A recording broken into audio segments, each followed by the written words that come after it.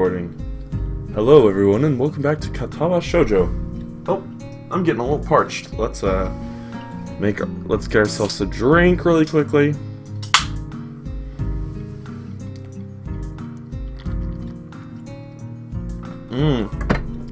Alright. We arrive in the classroom early, but we're not the first. The dark-haired girl I noticed before is slumped over the desk at the last row. Oh wow! She jumps a little when Misha crashes into the room with the elegance of a rhino. A very loud woman, that Misha is. She shrinks deeper into her seat. I can feel her tension all the way from here, as if she were slowly turning into stone from our presence. Because as we all know, Misha's drills are Medusas. Medusa snakes? I don't know. Don't worry about it. Misha and Shizune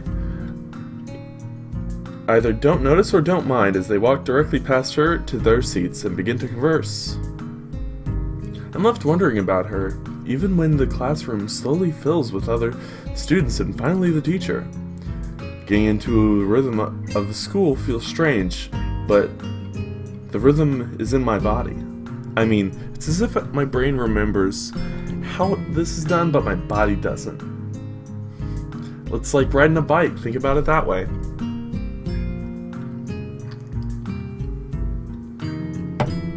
Towards the end of class, I start yawning and counting the minutes left. Oh, so he's definitely in high school. I shouldn't be this tired on my first day of school. Maybe it's the long time I spent in the hospital that made me like this. I'm even feeling physically weak and lifeless. Before long, the final bell rings.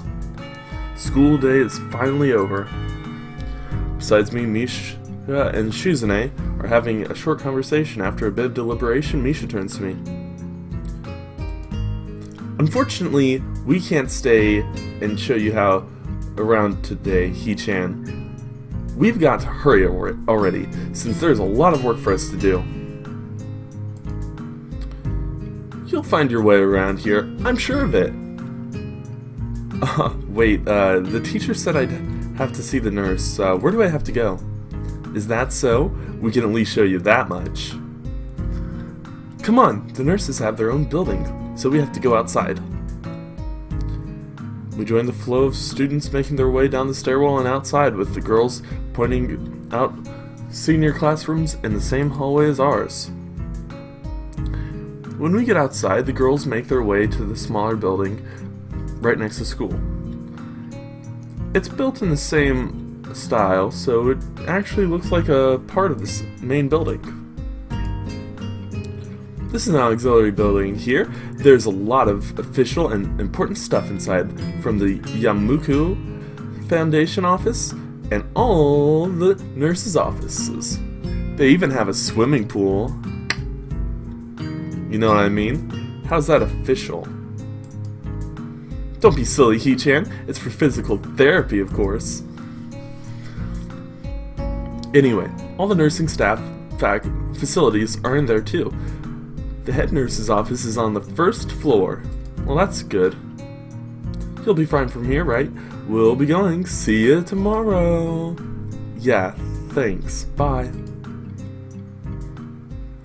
A whole building for stuff that has nothing to do with actual education?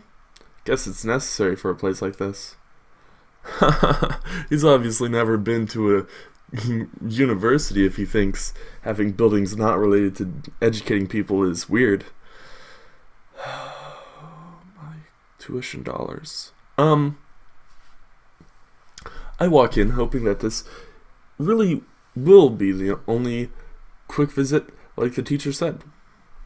On a white door on the left is a green cross with the text head nurse and a nameplate. A voice from inside responds to my knock almost immediately, but I can't make it out. Sounds a bit like an invitation to open the door, so I further myself in. The room is not large, and it smells strange. A friendly-looking man turns around on his office chair to face me as I enter. His desk is neat and tidy, but the bin under the table is overflowing with medical utensils, and there are at least a dozen coffee cup rings lingering on the desk. He doesn't use a coaster. Hello there. What can I do for you today? He's young and sort of rugged, but the dimples on his cheeks wash that impression away when he smiles. Are you the nurse? He smiles like a person who's heard this very same question hundreds of times. Why, yes, I am. It says so on the door, no? You can call me by my name, or just the nurse, like everyone else. Of course, I shake off my confusion, realizing I probably should grab his extended hand. His handshake is rather firm and friendly. Right, I'm a new student, and my homeroom teacher told me to come meet you. My name's Hisa Nakai. His eyes light up with revelation, and he snaps his fingers. Oh, you're that Nakai. I was just reading your file in the morning. Some kind of chronic arrhythmia and related congenital heart muscle deficiency, right? He gestures me to sit down in a vacant armchair in front of his desk. Yes? Good. Well, you've probably been briefed about this school enough, so I'll go over this quickly. We have all kinds of facilities here available, mostly physical therapy and such. There's always someone from my staff around even at night, so never hesitate to call us if there's a problem. The famous 24-hour nursing staff. Wow, this is like a hospital. Well, not exactly. For instance, we don't do brain surgery here. This joke feels so out of place that I'm thinking why he even said it. Yeah, just that. It's really weird to have so many medical people at a school. You'll get used to it. I'm not so sure about that myself, but I don't want the nurse now. Now let me just find your file again. While he searches for something from his room and shuffles stacks of papers around, I let my gaze wander around the room. It's an epitome of generic, I'd like to say. Beige walls and ceiling, dark gray laminate flooring, and all the equipment you'd expect to see in a school nurse's office. Even the ridiculous educational posters are hanging on all four walls, reminding me to eat properly 3 times a day and from all the food groups. Smiling, the nurse draws a thick file from a stack of similarly thick files and opens it. So you already have your medication for the arrhythmia. Just remember to take your pills every morning and evening, or it won't be much help. Apart from that, do you do any sports? Rash stuff like, I don't know, boxing? He grins to his own joke, but I don't. Well, I played soccer occasionally with some classmates. Alright, I'm afraid I'm going to have to recommend you refrain from doing that, at least for the time being. Oh. My lack of reaction makes him raise an eyebrow, but really I'm not too bothered by him forbidding me kicking a ball around. Guess I never did it out of a burning passion for the sport, just to have something to do. Any kind of concussion might be very dangerous to your heart, and risking another attack is not a good idea.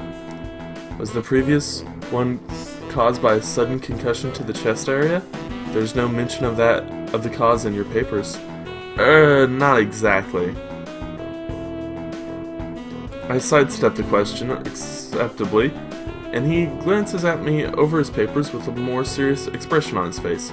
Still, you need to keep your body healthy, so some exercise would do you good. We have physical therapy and such, as I said, but I don't think you really need such heavy measures. Just get some light exercise regularly, brisk walks, or even light jogging, jumping rope, that sort of thing. Swimming, maybe? There's a pool here. So I was told. You were? Very good. At any rate, and I'm sure you've been told this before, you just need to take care not to overexert yourself. He wags his finger to emphasize the point. No need, really. I've heard this 1,000 times already. Absolutely no unnecessary risks. Take care of yourself. Okay. He goes over my papers one more time and sets them on the desk, obviously content. Good, that's it then. Come meet me if you ever need something. I'm ushered out before I even realize it. A quick visit indeed. I end up standing in front of the main building and auxiliary building, although to my eyes they look like one and the same. Is this supposed to be like a picture of the main building and auxiliary building? Because if so, I can't tell the difference. Everyone seems to know where they're going, and I still keep thinking that most of them don't look too special for being students at a special school. Then again, neither do I. Does that make me one of them? One of us? I should go somewhere to prevent me from getting lost. It's around dinner time, but I feel tired instead of hungry. The weariness inside me only grows as I trudge through the dorms, set a little way apart from the main building complex. There's a garden of sorts between the schools and the dorms, shrubbery, flowers, that overbearing smell of fresh-cut grass that fills the atmosphere. It dawns on my tired mind that the smell feels novel. I haven't been outside at all for too long. The dorm building is big and made of red brick. Like the others, it feels way too pompous for what it is, so I push forward, going inside. It takes more time than necessary to fish out the key that I was given from my pocket. Room 119.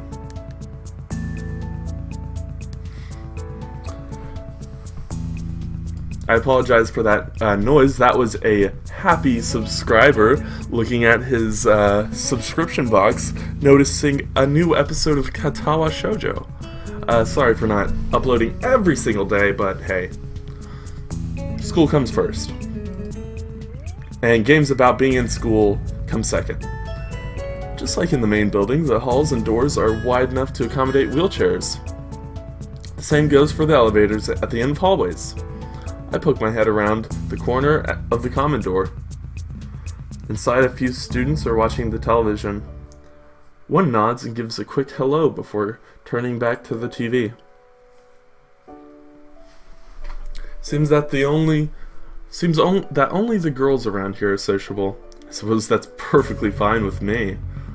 More fly young thoughts to slay.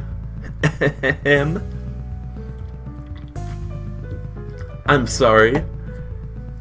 Was that a beverage? Or are you just such a cool, tall drink of water? Ladies. Here, small corridors branch off from the main hallway. Each of these minor hallways seem to have a toilet, a shower, as well as 4 rooms. About halfway down the hall, I spy room 119. The nameplates on the rooms adjacent to mine are blank. I guess there are just 2 of us here. Wait, so they don't have nameplates even though they're like rooms? That's weird. I would put nameplates on the rooms even if they, don't have anyone in them. Light shines from below the door of 117, so I knock lightly. Hello? Is anyone home? From inside I hear the movements, then the clicking of way more locks than I thought these doors had. After a moment, the door squeaks open. A bespectacled boy is standing in the doorway. He's looking at me very intently through his extremely thick eyeglasses. Who is it? Blind? No, at least not completely. Why would he have eyeglasses if he was blind? He leans in closer to me, until our noses are almost touching. His breath smells like garlic. Hisao Kai? I'm moving into the room next room. I thought I should introduce His face suddenly brightens in realization, and he stands back upright, thrusting his hand out in a smiling greeting, almost straight to my diaphragm. Oh, sup, dude? The name's Kenji. Hi. I take Kenji's sweaty hand and shake it, still a little rattled by the sudden change of attitude and vehement? I haven't said that word very many times. Welcome. There were some suspicious-looking people going in and out of your room earlier. It was probably my parents. Your parents? You sure?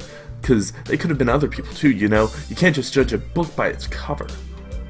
This out-of-place proverb is left hanging between us awkwardly as I try to think of some way to respond. I'd say the chances are high enough. He shudders and makes some exaggerated hand gestures. You're a brave man, Hisao. Me, I don't think I can trust those chances. The only one I trust is myself.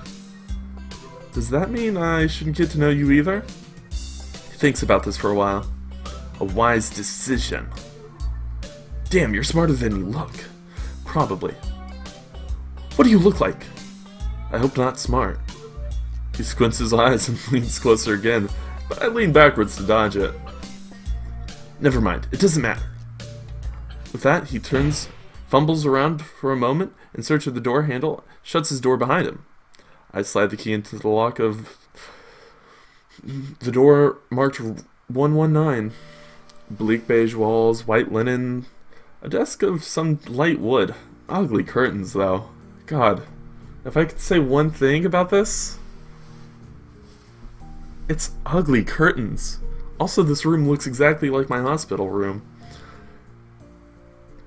Oh. The bags are sitting at the foot of my bed, looking a lot emptier than they did this morning. The closet is sitting open, stocked with my clothes. That's nice. Someone hung my clothes. Probably my parents. Also, it seems that there are a number of school uniforms hanging there as well. A note is pinned to the sleeve of one of the shirts. Hi, He-chan. We've unpacked your things and made your bed. They said that if these things don't fit, then you should go to the office tomorrow. If you have any problems, you can always call us. Love, Mom and Dad.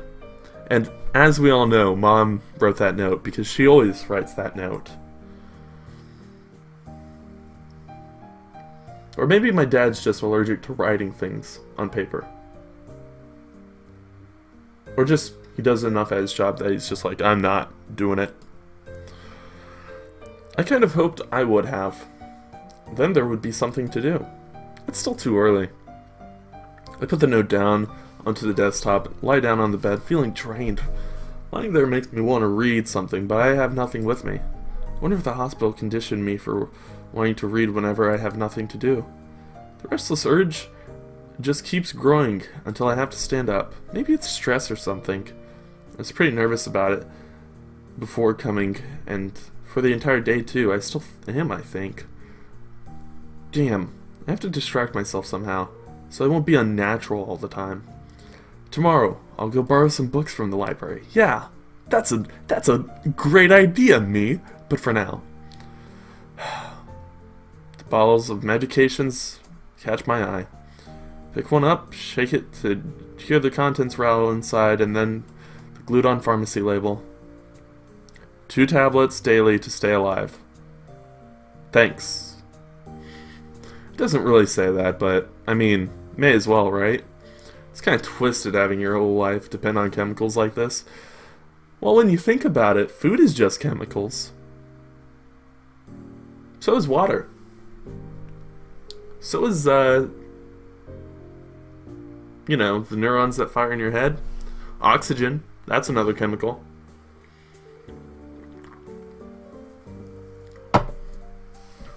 But whatever. What choice do I have? Begin my new daily ritual of taking the right number of pills from each bottle. Being careful to check the correct dosages. I lie down again, feeling hollow and uncertain. And after that, I keep staring at the blank, unfamiliar ceiling for a long time. It doesn't start looking any more familiar, not even after darkness falls and long shadows draw across my room-like fingers. The sheets feel slightly more comfortable, warm and nest-like, against the chill that passes from room temperature here. Soon the lighter shade of darkness that is the ceilings looks like every ceiling does at night, and it becomes the only thing I recognize anymore. The night beckons me to sleep, and I feel the coldness of unfamiliarity and fear creeping up my spine once again. I keep drifting further away from the world I knew. Well, these are some pretty nice transitions. Usually people would just fade out. That's actually an eye closed transition. Oh, hey, it's the title. Man. Or maybe it's just a loading screen? See? Eye open transition. I wake up in a strange room. Solid morning light shimmers against the light gray ceiling. I forgot to draw the curtains closed last night. This is my room, isn't it? My room. This is the third room this year I'm supposed to call mine. Various things around here remind me that it's me that's supposed to indeed be the one living here. My bag's on the floor, my new school books on the desk, my numerous medications by the table. Or on the table, who cares? I stare at the bottles for a moment, deliberating until I open a bottle, shake out a pill, and pop out a tablet from a foil sheet. I down them with a chaser of water, without thinking about the chemistry. The uniforms are in the closet. I slink from under the sheets, stretch my back before dressing up. Putting on a new school uniform feels like dressing in someone else's clothes, without any of the fun of invading their room. I mean, the artificial smell of generic detergent invades my nose, but the feeling of fresh cloth against my back is a good one, a natural one. Must be made of cotton. Remember, we're cotton. I'm kidding. I'm not bought and sold by the cotton industry. Not yet, at least. I'll sell out to cotton. It feels like a school uniform firm, as it should. It's not much different from what I used to wear before. That goes for other things too. So far this place seems more or less like a normal school, except for the people. I think back to my talk with Kinji yesterday, Misha's constant laughter, and Shizune's sweeping sign language gestures. I've only met 3 students so far. That kinda makes me a shut-in. Hikikomore? When the moon hits your eye, and it's the only sense of sky, you're hikikomore. That's alright, we'll work on that improv later. Or perhaps like them, people like them are what passes for normal here. Maybe you need to stop being such a dick, Hisao. Yeah, what does pass for normal around here? What do people do?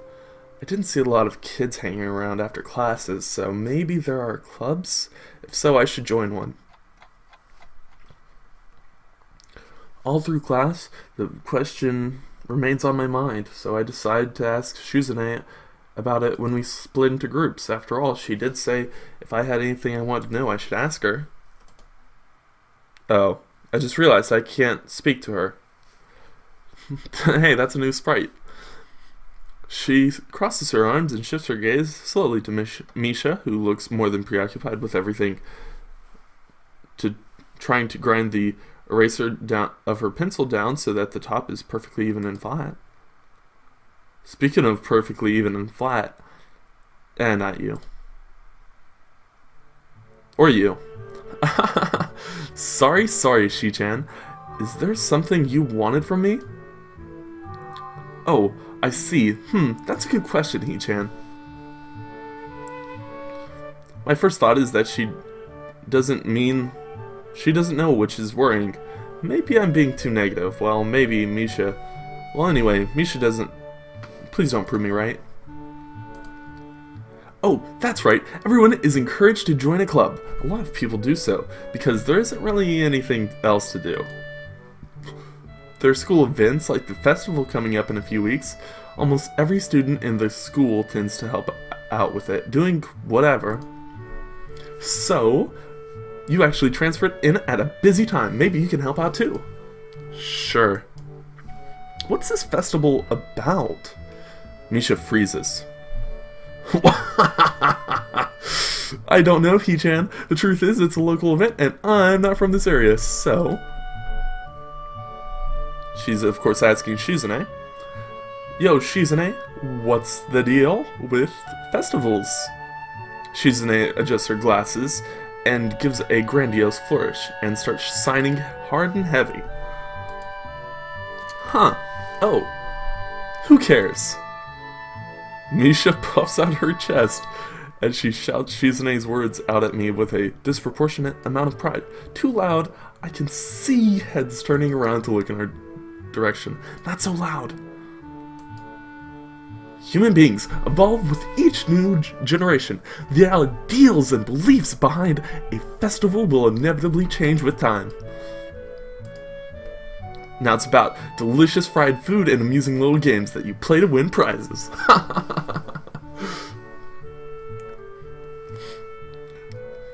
The teacher clears his throat very loudly, batting his long wooden pointer against his palm like a baton. He shoots a pointed gaze at us. Finally noticing where we are, Misha stifles a yelp and quickly quiets down. Shizune doesn't seem embarrassed at all, though brushing off without a care.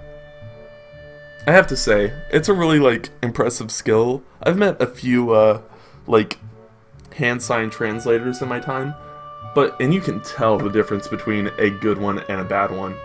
And honestly, Misha's not perfect, but, the conveying of emotion like that is a really good sign.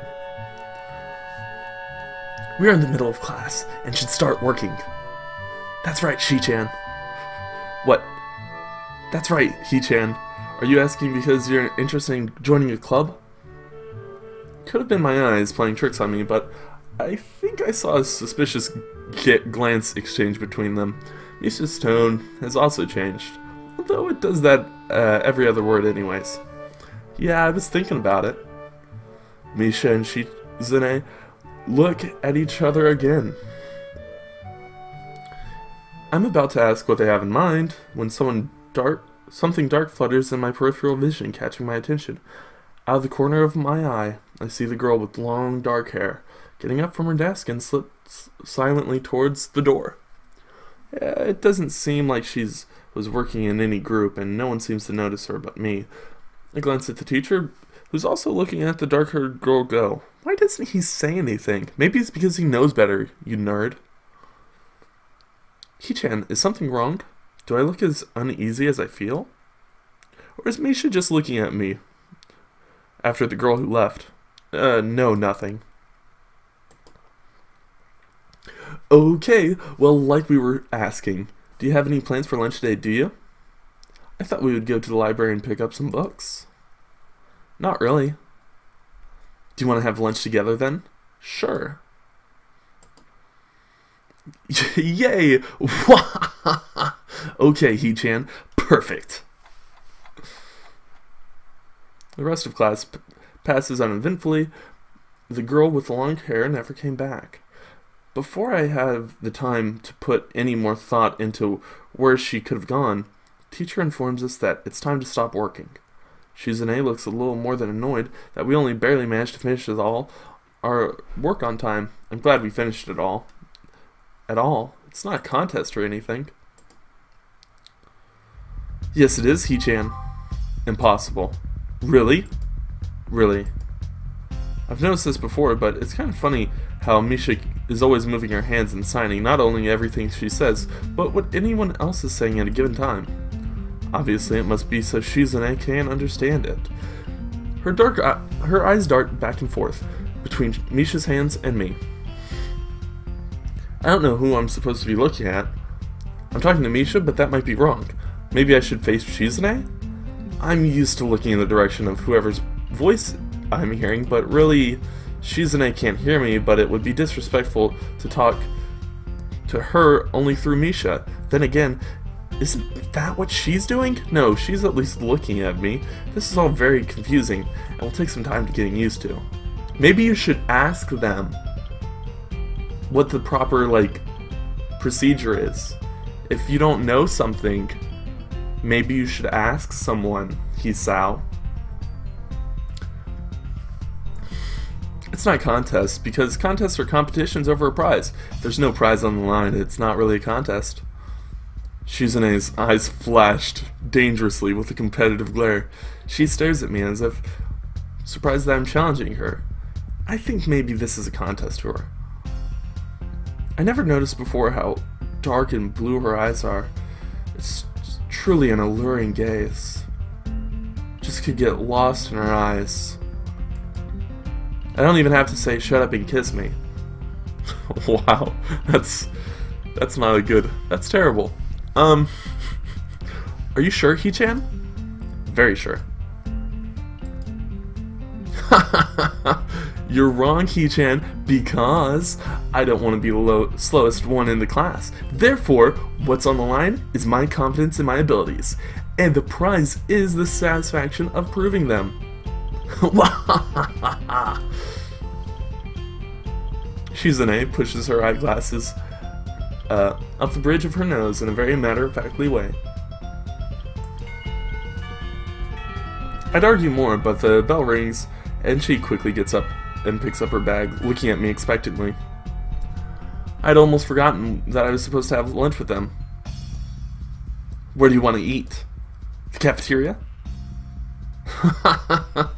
That's so plain. Okay, let's go. Plain? Well, I guess. At my old school, I used to like to eat outside, near the back of the building. It was a good spot, but I didn't find it near the end of my freshman year. I wonder if there's a similar place here to eat. Misha seems to imply as much. Shizune and Misha pull me towards the cafeteria, which is surprisingly not packed. Wow, this game is a lot longer than I remember it being because I didn't do it out loud. I saw some of my classmates had boxed lunches. Delicious. After we finish eating, Misha picks up where we left off earlier. So, He-chan, you wanted to know about clubs and stuff, right? Right, Shi-chan. Okay, I guess it makes sense to ask first. Exchanging little nods of confirmation, they turn to face me again, and Misha straightens her posture as if she's about to deliver a speech. He-chan, do you have anything you're really interested in? I used to play soccer, but I'm not really into it. I don't follow the teams and players or anything like that. As of late, I usually just read a lot. There's a book club, Shi-chan, right? But it seems like they have all the members they could possibly need right now. Sorry, He-chan, it's a really popular club. Okay, but more to the point, He-chan, does this mean that you don't have anything already in mind? Not really? Good, great, that's great, He-chan. Really great.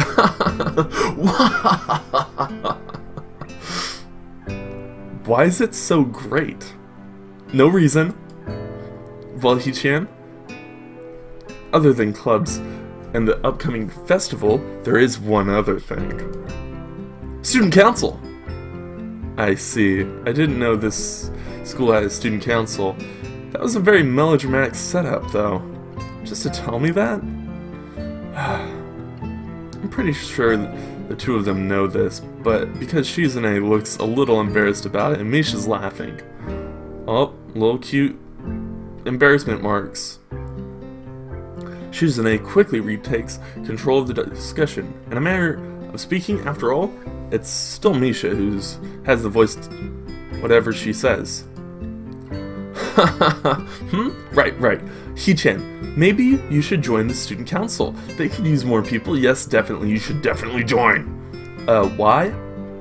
Well, for one, you can hang out with me every day. He-chan, Shi-chan and I are both in the student council.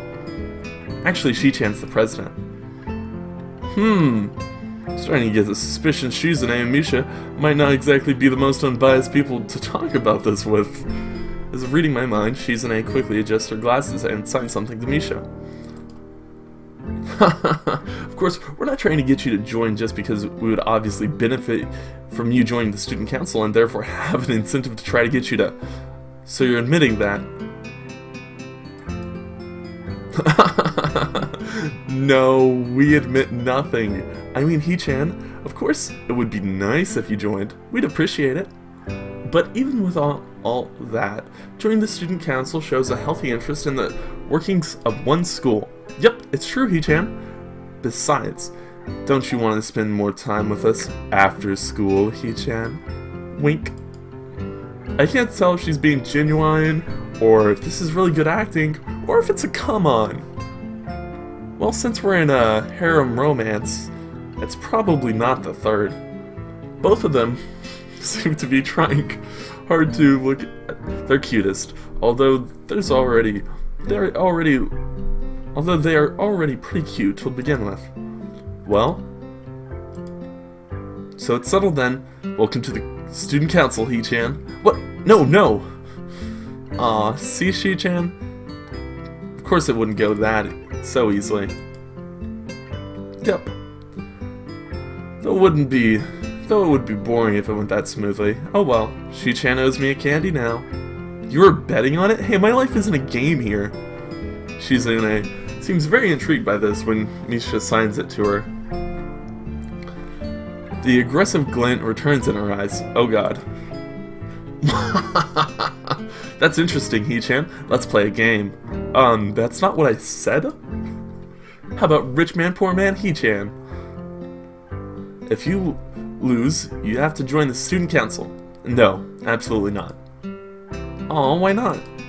Well, because you two both have the same incentive and therefore the same goal, which is to get me to join the student council, right? Yep. Yeah, that isn't my goal, so that means both of you can team up and I'll be at a clear disadvantage, so I'll have to decline. I don't know how to play rich man, poor man, He-chan, but I think the idea is that, like, I'm still outnumbered. He-chan, I'm very offended. Are you saying that you don't trust us and we would pull something so disingenuous? That makes me sad. Sorry? It's hard to tell where Shizune's influence ends and Misha's thoughts begin. In order to atone for hurting young girls' feelings, you should definitely join the student council. No! How about a game of paper football instead of rich man, poor man? Paper football? Yeah, it's a game they play in America. You gotta make the paper triangle and then you should try to shoot it past the goalpost that the other player makes with their fingers. Isn't it cool? It's like the ultimate form of competition between two people, He-chan. And so it's played by elementary and middle school children, She-chan. That means it's a game that really separates the boys from the men. More like the boys from the slightly older boys. Anyway, I'm not going to play that either. Just the fact that you know about it means you're surprisingly good at it. Got me again! How did you know? Shizune frowns at Misha, telling me that she probably wasn't supposed to admit that so rudely. I wouldn't say that I'm happy with her attempts at the student council to get me to join the student council, but I am a little bit curious about what the student council does here. I've never been on one before or even known anyone who is a member of it, so it interests me. I also kind of like Shizune and Misha, so maybe it wouldn't be so bad. Okay, He-chan, how about Risk, the game of world domination? I don't know what that is. Oh, come on, never playing Risk, I understand, but not knowing what Risk is? It's really fun, He-chan. You fight for control of the world with armies and everything. Sounds like Shizune would be really good at it. If you want to play, we can after school. Really, She-chan, we can play just for fun. He-chan. She-chan hasn't played in a long time, so if you want to, there are no strings attached. Well, okay. Okay, perfect. We'll see you in the school. We'll see you after school in the student council room, then, He-chan. Wait, why there? Because that's where we keep the game. I grimace to tell them how much I do not like this, but it's more for show than anything. So, in the end, I agree, but only after getting Shizune to acknowledge that I don't mean anything concrete just by accepting to take a look around and play a game with her. Lunch ends and we go back to class.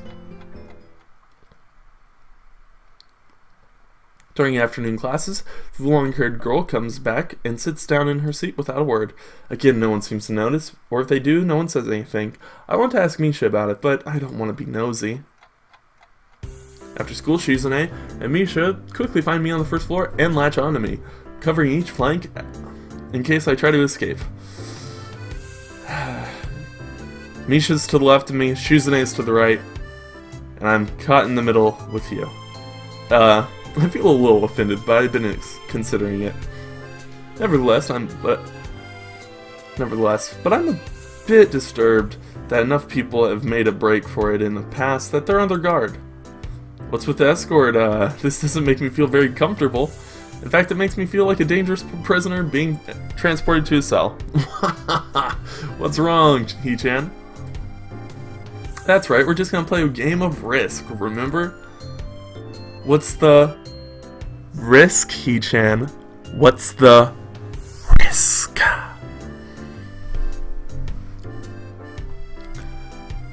I don't know, this all seems a little sinister to me. I start thinking that when we sit down to play the game, they'll tie me down and torture me until I agree to join the student council. Well, that's highly unlikely, but still, for some reason, it just seems like it would be so plausible. Hey, a lot of young high schoolers would pay good money to get bound to a chair by two admittedly cute young girls. Come on. You can't play both sides down the middle. Getting to the student council room is as simple as turning two corners from where we started. What? That's it? This makes you guys being on top of me seem so silly. Oh, we'll be on top of you later. Hee-chan. That's not true, Hee-chan. She-chan says that when their life is threatened, people have shown the capability to pull off superhuman bursts of speed. Life is threatened? Her expression unchanging, Misha signs something amusedly to Shizune, who makes a baffling face and puts her hands behind her back, looking satisfied with herself. Misha feigns deafness and hums cheerily. Stop that. I know you heard me. You have no excuse, unlike Shizune.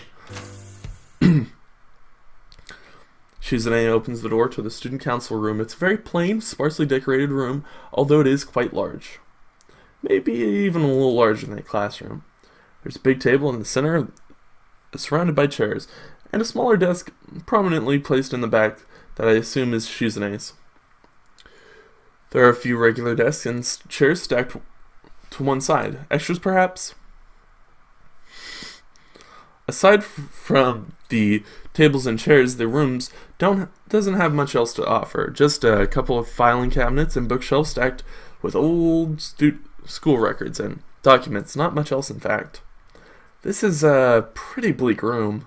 They could at least throw a potted plant in here or something, but the most noticeable thing that this room doesn't have is other people. Are we early? No. What do you mean, no? Does it mean nobody else is coming today? Yeah, that's right. Before I managed to ask why that's the case, Shizune claps her hands together and very energetically.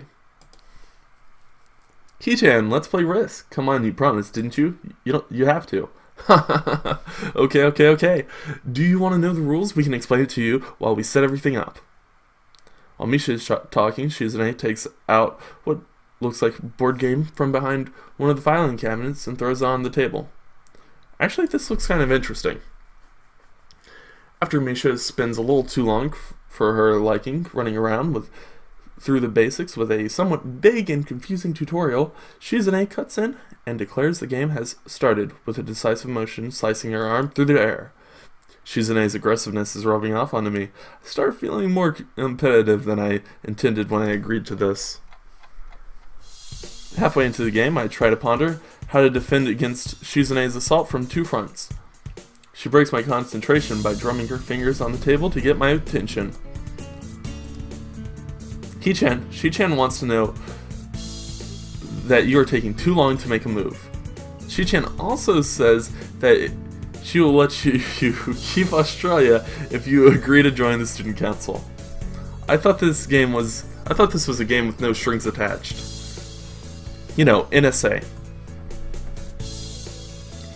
Just the fact she would dangle that over my head as an offer means she knows I care about the outcome of this game. And anyway, no! Shi-chan admires your fighting spirit and would be a benevolent dictator who will spare your people if you agree to join the student council. You're so competitive, Shizune.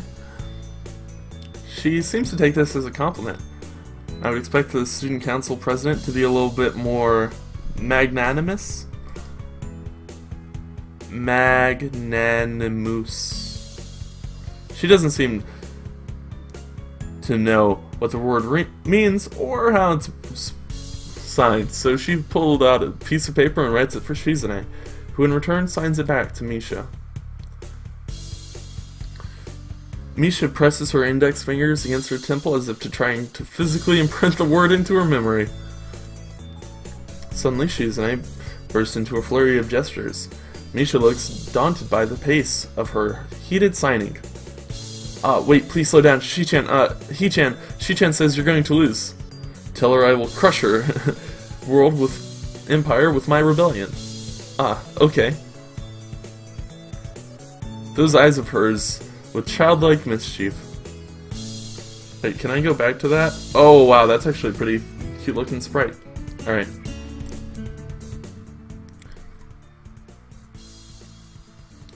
Let's see here. She says you have no chance if you keep playing like this. No, you won't. She has a point. Attack aggressively. She's either really mocking me or trying to trick me. I have nothing else to lose though, so I might as well try something different. Maybe if I spread out my forces and try to control more territories, I can recoup the advantage. Shizune seems to focus on conquering whole nations, so maybe I can sacrifice my hold on continents to gain more small countries. It's worth a shot. A few turns later, I end up losing the game anyways. Shizune adjusts her glasses victoriously and allows herself to tentatively pump a fist in the air in celebration. I win, I win, I win! Yay! There's no need to translate it was pretty clear. Don't look so sad, He-chan. You were giving it your best, that's what I thought. Sometimes your best just isn't good enough, though. If anyone knows that, it's me. You did very well for someone who just learned how to play today. Well, thanks. He-chan, you attacked Iceland and North America at the same time. That's a very daring move. Shi-chan is impressed. The mark of great people is that they are daring, and that they can follow through. You're already halfway there. Isn't that great, He-chan? It kinda hurts. That isn't enough, though. Just potential isn't enough. There's no point to potential if you don't take the first step, and there is no point to that if you don't keep going. I want to see more. You're right, Shi-chan, but that's so demanding. Oh, goodness. Shizune, you're pulling a Kenji right now. I have a personal bubble, you know. Shizune leans forward, suddenly looking a lot less playful and more like the serious person I expected her to be from the start. He-chan, would you like to join the student council? She really doesn't waste any time, does she? But it's only my second day of school, so I'm hesitant about committing to something so early. I don't want to commit to best girl already. I haven't taken a look at any other clubs yet, but spending time with Shizune and Misha doesn't seem like something I'd hate. I still need more time to think about it before I decide for sure. Maybe. I'll get back to you on it. Okay, He-chan. But you're not just saying this so we don't feel bad. No, really. Really? He-chan, if you're going to say that, you're saying That is definitely the truth, and there can't be any mistaking it. I know. I guess I should have my revenge for losing at the very least. Shizune smiles, smiles at that in a mischievous way that feels like twisting the knife in the wound of my loss. I take a glance at the clock on the wall and realize I've spent far longer playing Risk than I expected. I think I have to go. I want to go to the library. It's not closed yet, is it? Shizune scratches her head and gestures at Misha. How hard can it be to determine whether or not the library's open? There's a clock right there on the wall. Not in the picture. It should be, unless that librarian is absent. I think you're right, Shi-chan. We think the library's open. It's on the second floor. Can't miss it. Do you want us to show you where it is? No thanks. It's okay. See you tomorrow. Bye-bye. And guys, with leaving Misha, I think that it's a good point. Guys, stay safe, have fun, and be ready to risk it all if you have to. One of those things is more important than the others. Bye!